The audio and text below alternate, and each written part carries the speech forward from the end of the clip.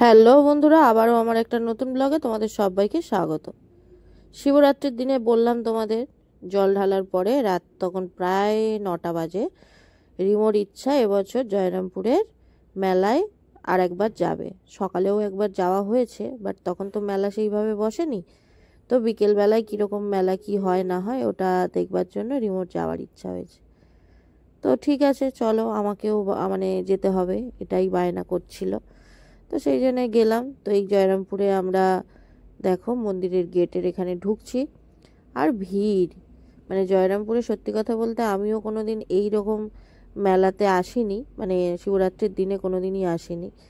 তো আসছিলাম যখন ভালো মতন বুঝতে পারছিলাম যে কতটা ভিড় এইসব জায়গাগুলোতে এই দিন থাকে।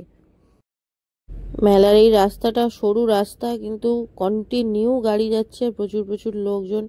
কিছু মানুষ জল ঢেলে ফিরছে, কিছু মানুষ জল ঢালতে যাচ্ছে। আর আজকের একটা রাত জাগার যেহেতু ব্যাপার থাকে, তো তো সেই জন্যে যারা উপোস করেছে তারা একটু রাত জেগে মেলার মধ্যে ঘোরাফেরা করলে ঘুমটাও পাবে না, খিদেটাও পাবে না, রাতটা কেটে যাবে। তো এই হয়তো এই কনসেপ্টে সবাই যায় মেলায়। আর আমরা যাচ্ছিলাম কৌশিকের বাইকে, আমি, রিমো এবং কৌশিক তিনজনে। বুঝতে পারছেন তো যে মেলায় এলে আমরা মেলায় থেকে আনন্দ উপভোগ করবো, আর আমার মা বোন দিদিরা ওই লাইনে দাঁড়িয়ে থাকবে। যদি আমরা একটু সহযোগিতা করতে পারি,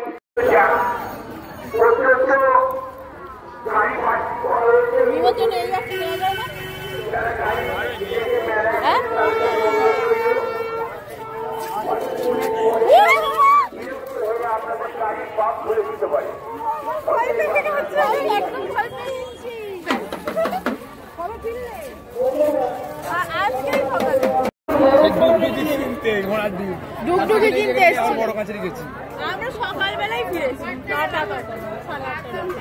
কি ভাল লাগছে। হঠাৎ করেই মেলাতে তৃষাদের সঙ্গে দেখা হয়েছে। তৃষা এসে হঠাৎ করে আমাকে জড়িয়ে ধরেছে। আমি আচমকা তো মানে একদম ভয় পেয়ে গেছিলাম। তো যাই হোক, ওদের সঙ্গে কথা হলো। আর আজকে তো রিমো উপোস করে আছে, ও তেমনভাবে কিছু খায়নি, শুধু একটু জল খেয়ে আমরা বেরিয়ে গেছি মেলায়। কিন্তু আমি মনে মনে ভাবছিলাম মেলায় যাওয়া তো আজকের বেকার, কারণ কিছু তো খেতে পারবো না, যেহেতু মেলায় সব কিছু আঁশের মানে পেঁয়াজের ব্যাপার থাকে। কিন্তু এই পাপড়ি চাটের দোকানটায় গিয়ে জানতে পারলাম যে পুরো মেলাটায় কোথাও পেঁয়াজের কোনো স্পর্শই নেই, আঁশের কোনো গল্পই নেই। যারা উপোস করে আছে অনেকেই, তারা জল ঢেলে কিন্তু এই সবই খেতে পারবে। এটা শুনে তো মনটা একদম খুশি হয়ে গেল যে তাহলে সবই খাওয়া যাবে। তো ওই জন্য আমরা প্রথমেই অর্ডার করে নিয়েছিলাম একটু পাপড়ি চাট।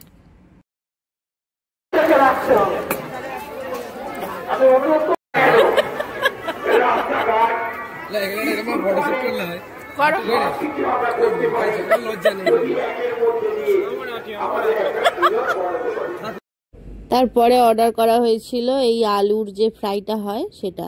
এবং কৌশিক যেখানে আছে রিমোর পিছনে লাগবে না, এটা তো হতে পারে না। কৌশিক রিমোকে ওই আলুর ওইটা দিয়ে প্রপোজ করবার মতন করে একটা ফটো তুলতে চাইছিল, আর রিমো বললো না না না, এই মেলার মাঝখানে তুমি এরকম করো না। তো যাই হোক, এইভাবেই খুবই মজা করে মেলার মধ্যে ঘুরপাক খেয়েছি আমরা। এবারে সাথে তো রিমো গেছিল, তো আমার সঙ্গে ও এটা ওটা খেলো। মিমো তো যায়নি, তাই মিমোর জন্য কি কিনবো এটা ভাবছিলাম, অনেক কিছু দেখলামও, কিন্তু সব প্রায় জিনিস ওর কাছে আছে। তো তারপরে কৌশিক এই বুদ্ধিটা দিল, এইটা দেখতে পেয়ে বলল যে এটা নিয়ে যাও, এটাও খুশি হবে খুব। এটার মধ্যে মানে স্লেট টাইপের একটা পেন মতন আছে, সেটা দিয়ে লিখবে এবং ডিলিট বাটনটা টিপলেই সেটা ডিলিট হয়ে যাবে। তো এই জিনিসটা আমি ফার্স্ট টাইম দেখলাম, কৌশিক বলল ও আগে দেখেছে, তো সেই জন্যে ও বললো বলেই নেওয়া হলো। দেখো, যে ডিলিটটা টিপলো চলে গেল পুরো। তো এই জিনিসটাই মিমোর জন্য নিয়ে এসেছিলাম। তারপর কৌশিক আমাদেরকে ভিতরের কোনো একটা রাস্তা দিয়ে, যাতে আমরা কৃপারামপুর পোলে একেবারে উঠতে পারি সেরকমভাবে নিয়ে চলে এলো।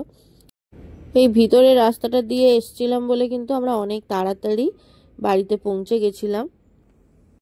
রিমো জোর করাতেই কয়েকবার বাইকে বসে, মোটামুটি বাইকে বসে থাকার মানে বসে কোথাও যাওয়ার যে ভয়টা, সেটা কিছুটা হলেও চলে গেছে। বেশ ভাল লাগছিল। শোন, আসো। তোমাকে যাওয়ার সময় বলে গেলাম না যে একটা জিনিস নিয়ে আসবো তোমার জন্য। এই দেখো কি বলো তো এটা? হ্যাঁ কি করে জানো এটা? এটা জানো তুমি? বন্ধুর কাছে না এরকম টাইপের একটা পেন্সিল বক্স আছে। তাই? হ্যাঁ আমি ভাবছিলাম কি নিই, তারপরে দেখলাম যে এইটা নিই। চালিয়ে দেখি কি ওটা কি হচ্ছে?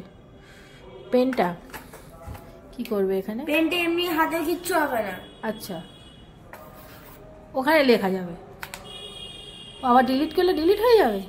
তোমার নাম লেখো, লকও করতে তোমার নাম লেখো দেখি। মাথা উঁচু করো, দেখা যাচ্ছে না। শুভ্রদীপ মন্ডল। মার নাম কি? P I I P I. এটা ডিলিট করতে হবে পুরোটা। হ্যাঁ পুরো ডিলিট করতে হবে। পুরোটা ডিলিট করতে হবে।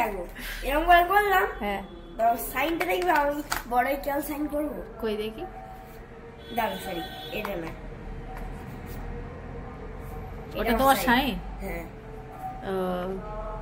তাহলে ভালো লেগেছে তো? এ দেখো লক করে দিলাম, আর ডিলিট হবে না। ঠিক আছে, তাহলে ভালো লেগেছে? হ্যাঁ হ্যাঁ মানে শুধু ভালো লেগেছে না বেশি ভালো লেগেছে? খুব খুব ভালো লেগেছে। হ্যাঁ ঠিক আছে, দেখো দাদার সঙ্গে গেল, দাদা কিচ্ছু পেলো না, তুমি গেলে না কিন্তু তুমি ভালো জিনিস পেয়ে গেলে। লাইট ভিতরে দেবো, আর এটাই পোর্শনের কাজে লাগাতে পারি। লাগাবে।